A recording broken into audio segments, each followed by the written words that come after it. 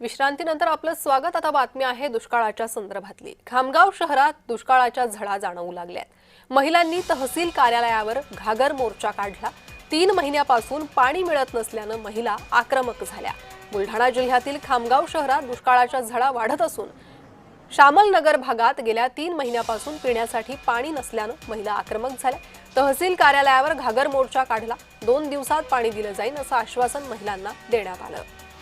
दरम्यान या महिलांशी संवाद साधलाय आमचे प्रतिनिधी प्रफुल्ल खंडारे यांनी। पाहूया।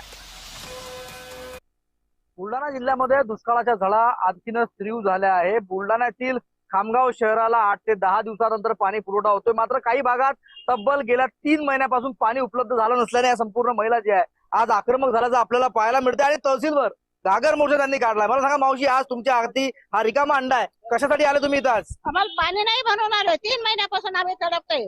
200 रुपये द्यायचे, 1000 रुपये पाणी घ्यायचं, 1000 लिटर। तिसऱ्या दिवशी 200 रुपये कुठून आणायचे आम्ही लोकांचे? सर्व समस्या त्याच आहे आमच्या पाणी।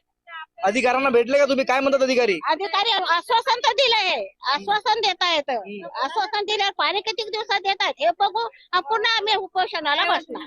तिसऱ्या दिवशी आम्हाला टँकर घ्यावं लागते। पाण्यामध्ये सगळे पैसे घालवले तर आम्ही बाकीचं करायचं कसं काय? आज साहेबांना भेटले तुम्ही, काय म्हटलं साहेब? बोलले हो म्हणून। कधीपर्यंत देतो म्हणत? 2 दिवसात आम्ही पाण्याचा प्रॉब्लेम सॉल्व्ह करू म्हणतात। आता बघू काय होतात 2 दिवसानंतर, नाही तर आम्ही उपोषणाला बसणार। प्रशासन कशा पद्धतीनं या महिलांच्या मागण्यांचा तोडगा काढतो ते देखील पाहणं तितकंच महत्वाचं असणार आहे। प्रफुल्ल खंडारे, जय महाराष्ट्र न्यूज, बुलढाणा।